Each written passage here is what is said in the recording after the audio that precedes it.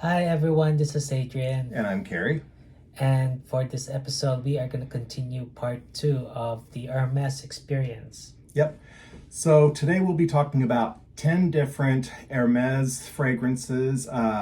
Several of these are among the Terre series, which are supposedly for men, but I think women can pull several of them off too. So we'll just say that they can be unisex.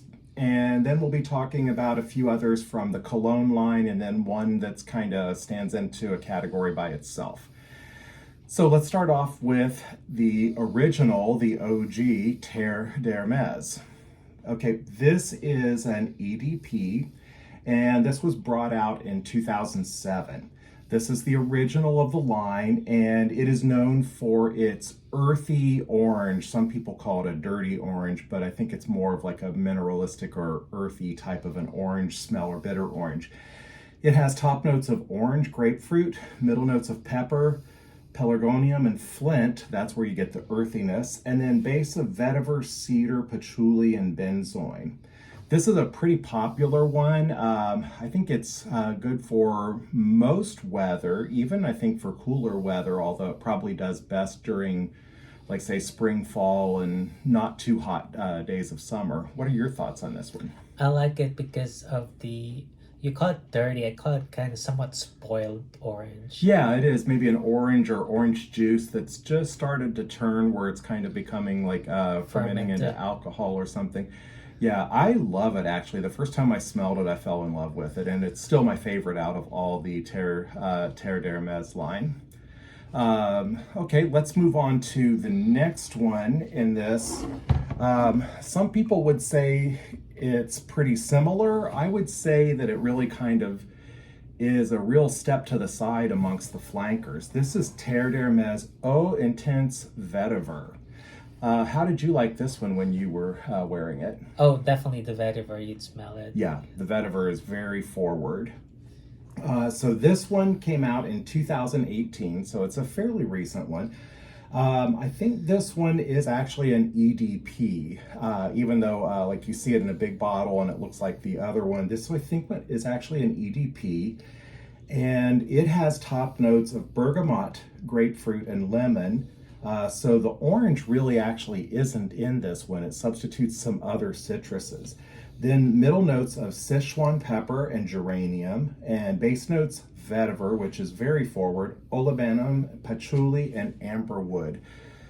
This one, I think really I smell more the vetiver than the citrusy stuff. I mean, it's there, but the orange note is not the one that really moves forward. So this one is not just a slight flanker of the Terre d'Hermes original, it's a real kind of step in a different direction. If you love vetiver, this is definitely one you want to check out. Okay. All right, the next one we'll go with is the Terre d'Hermes Parfum. Now this one really follows more in the line of the original Terre d'Hermes.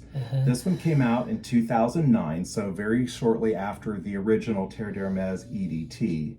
And it has top notes of orange and grapefruit like the original. It has the middle note, that earthy note of flint, and it has woodsy notes, oak moss, and benzoin. So it kind of differs in the base somewhat, and leaves out some of the maybe a little bit more flowery notes, the floral notes, I should say, that are not real forward in the original, but it leaves those out in favor of more of a like woody note and puts in oak moss. This one is, I think, if you're having to pick just a couple from this line, and you're trying to think, do I get the original Terre d'Hermes EDT or do I get the Parfum? Remember, in this one is not exactly the same note lineup as the original Terre d'Hermes, and it does not project as much as the original Terre d'Hermes. It's probably a better for kind of like formal and maybe evening type of a thing. It hangs a lot closer. I think it lasts longer. It's definitely very classy, but if I were going to have to choose between one or the other, you know which one I would choose, right? The original. The original. That doesn't mean that this one isn't great, and if you can afford to get both of them, yeah, go ahead and get both of them, because they each have their own niche. I think this one's a little bit more like classy formal and stuff. The other one is a little bit more all occasion and somewhat casual. But this one kind of parallels the original quite a bit.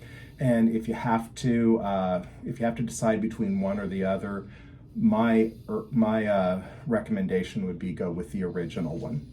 Okay, now let's look at a couple other flankers. I'm going to go with Terre d'Hermes Eau Givree. This is a kind of a cool, sporty type of a scent, definitely more citrus forward. It feels kind of like a cologne in that it's like light and fresh and stuff. I believe that this is actually an eau de toilette, but this one has a really nice summer profile and stuff, and you can get away with wearing this in higher heat situations. So very nice versatility if you're going to be in high heat situations. It's probably not a one that I would say is very formal or something.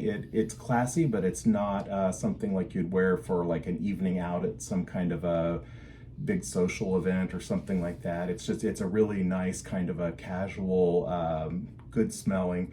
I would hate to call it like a gym fragrance, but it's one that you could wear like that because it's not overpowering and stuff. It's a really nice, sporty, light smell.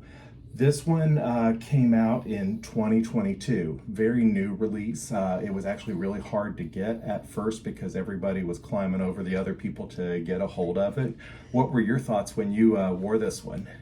Well, like you said, it's light, it's sporty.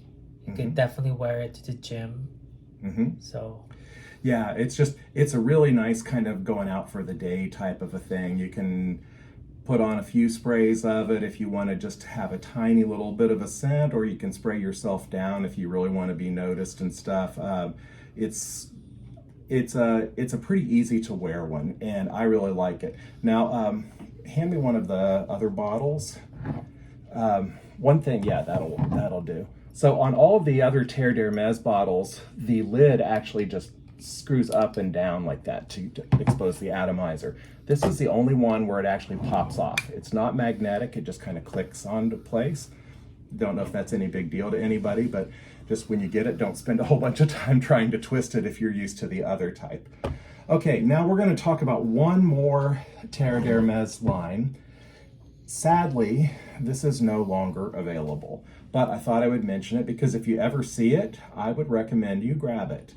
This is Terre d'Hermes Eau Tres Fraiche. This came out in 2014. It didn't grab a whole lot of notice and stuff because it just maybe kind of was under advertised or something. People didn't catch on to it until it started going off the market, and then people realized what a great find it was. Now, the interesting thing is it's really very similar to what it was replaced by, the Eau Givree. And I believe there may be one ingredient in here that was one that there was some trouble with as far as the perfumery laws and stuff, and the concentration amounts that they were allowed to use of it. So they reformulated this one basically into the one that we just talked about, the Eau Givree. This one also has a very light sort of a note lineup to it. This has top of orange, citrus, and watery notes, middle of geranium, base notes of woodsy notes, cedar, and patchouli, whereas the Eau Givree, which I think I forgot to mention, is citron, juniper, woodsy notes, and mineral notes. So this one has a little bit more woody sort of patchouli to it, whereas the other one is definitely more on the kind of the light and watery, airy sort of side. If you can find this one, and every once in a while you do through some discounters, you won't find it in the stores anymore, pick up a bottle. It's well worth it. If you find it on eBay, maybe, but it's probably going to be pricey. Just thought I would like to mention it because some people will think that, they've heard of it and they wondered why we didn't cover it. Okay, let's move on to something entirely different. Now, there is a line of Hermes called the Merveilles line, and that means like wonder or astonishing. There's quite a few amongst this line. This is L'Ombre des Merveilles, which means basically shadows of mystery. Don't quite understand what that means, but like I said, there's been various flankers of the original of this that came out in the early 2000s, and about one every year or so has come out, and this is probably the most recent.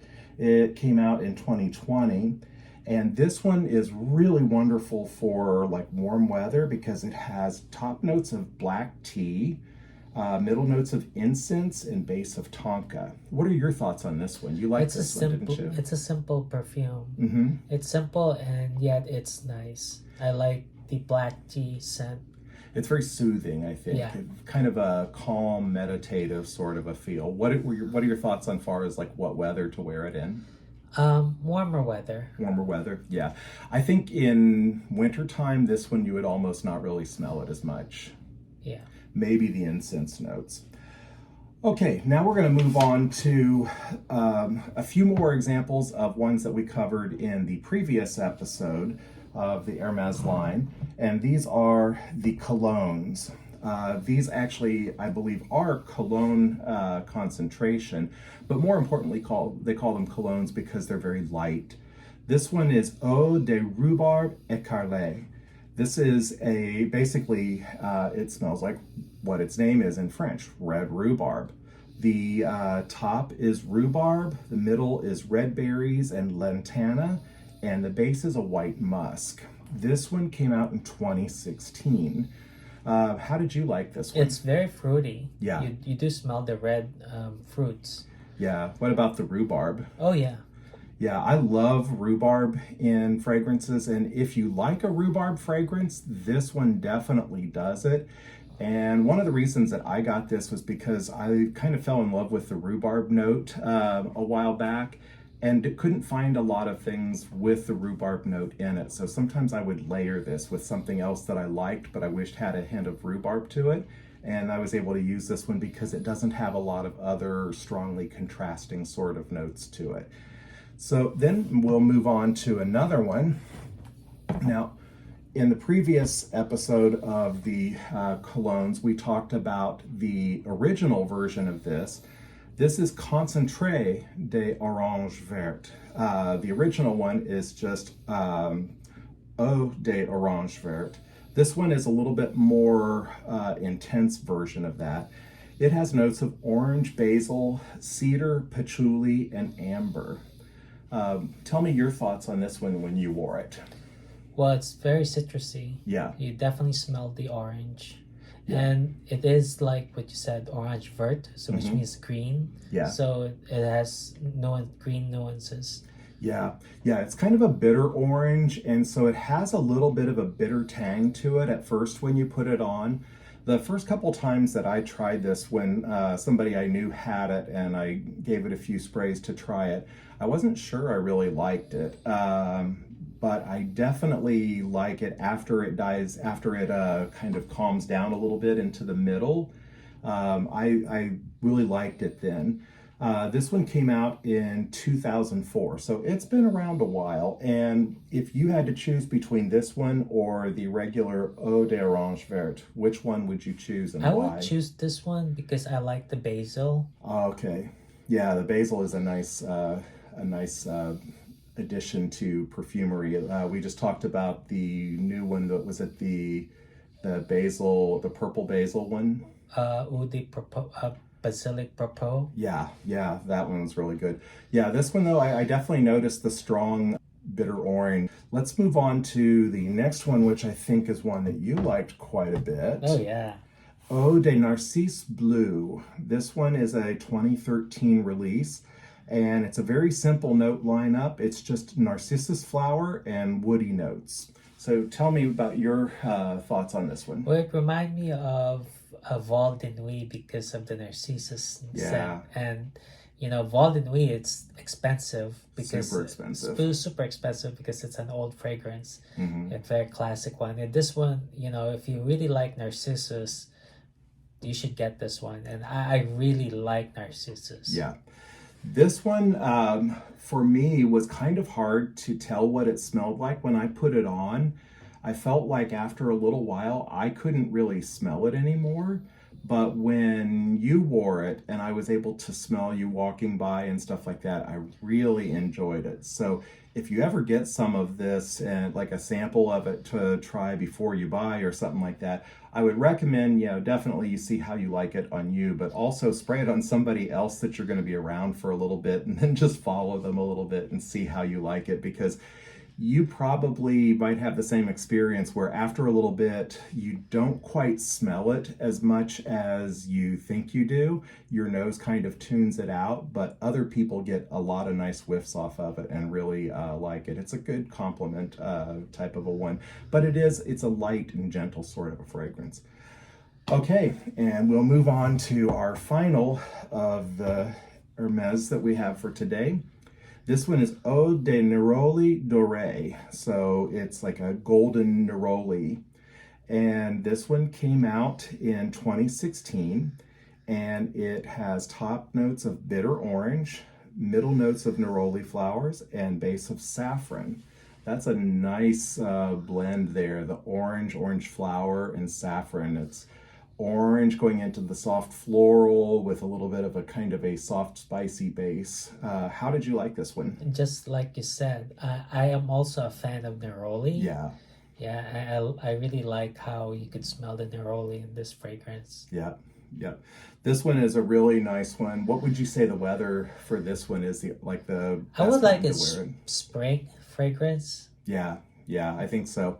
I don't think it'd be bad for summer. I don't think it would be too overpowering. Do you? No. Okay, but yeah, it's definitely one that I think is really appropriate and smells great during the spring. Okay, that ends our lineup of Hermes fragrances for the day. Okay, I hope you enjoyed this episode. Till next time, bye-bye. Bye.